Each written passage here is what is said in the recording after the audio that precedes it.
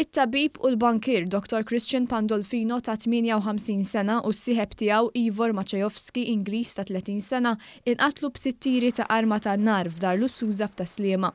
Kien ftit qabel l-10:30 ta' filgħaxija meta nstemmu xi tieri sparati mid-dar ta' Pandolfino fi Triq Locker kantuniera ma' Triq Tony Nicholl. News kien fuq il-post ftit wara u beda jagħti l-ewwel dettalji tal-każ. Fost oħrajn żvelajna li żewġ tirġiel instabu mejta fid-dar, xi ħaġa li kienet ikkonfermata ftit wara mill-pulizija. Il-pulizija spjegat kif fl-intrata tad-dar instab mejjed Christian Pandolfino. Mid-tfittxijiet li għamlu l-pulizija fid-dar, fis-sular ta' fuq instab mejjed Ivor Maciejowski.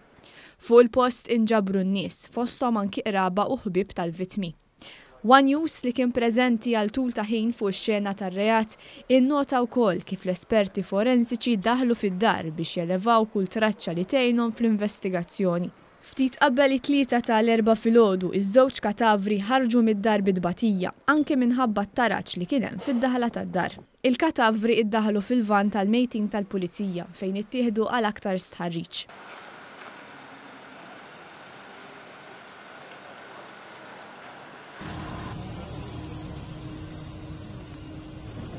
Intant, matul il-jum, News beda jiżvela dettalji esklusivi b'rabta ma' dan l-omiċidju doppju. Dan l-istazzjon żvela kif minn filmati elevati minn kameras tas-sigurtà 3 persuni deru basket kbir f'idejhom fejn id-dar li fiha seħħ l-omiċidju doppju. Huma deru jirkbu f'karozza bajda li telqet minn fuq il-post. Dan il-fatt ġie konfermat f'konferenza tal-aħbarijiet l-4 wara nofsinhar, indirizzata mill-kelliem għall-korp tal-pulizija Brandon Pisani.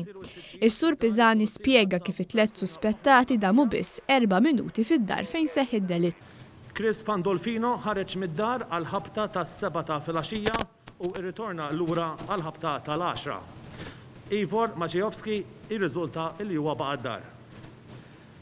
Fl-10 u 19 il-minuta deru deħlin fir-residenza 3 persuni u 4 minuti wara fl-10 u 23 minuta l-istess persuni deru ħerġin mir-residenza u jimxu lejn karozza ta' kulur abjad u ħarbu minn fuq post din il-vettura. Mill-investigazzjonijiet tal-pulizija sa issa għadu ma ġiex stabbilit x'kien il-mottiv wara dan l-omiċidju doppju. News jinsab infurmat li l-pulizija mhux teskludi żewġ xenarji li jew xi ħadd prova jidħol fid-dar biex jisraq jew allegatament kien hemm xi persuni ġewwa u seħħ xi argument li wassal għal dan il-qtil. Il-pulizija anki bl-għajnuna ta' esperti qed tinvestiga jekk kienx hemm żgass. Il-pulizija qalet li f'xi kmamar instab xi taqlib, iżda mhux taqlib kbir. Dan l-istazzjon żvela wkoll b'mod esklusiv li nstara id-deb. Sorsi qalu lil News li n-nies li tkellmu għall-pulizija spjegaw kif Dr. Pandolfino kien jilbes fuqu ammont kbir ta' deb. Dan fil-waqt li s-sieħeb tiegħu Ivor Maciejowski huwa kollezzjonist kbir tal-arti kontemporanja. Dan jiġduh ukoll ritratti fuq il-midja soċjali. News huwa infurmat ukoll li l-pulizija ma sabitx l-ammont kollu ta' deb li kellu Pandolfino. Nifhmu l-investigaturi qed jitkellmu mal-qraba u dawk viċin il-koppja li nqatlet biex jintefa' aktar dawl dwar x'seta' kien il-mottiv. Iż-żewġ vittmi ma kinux magħrufa mal-pulizija u ma rċivew l-ebda theddid.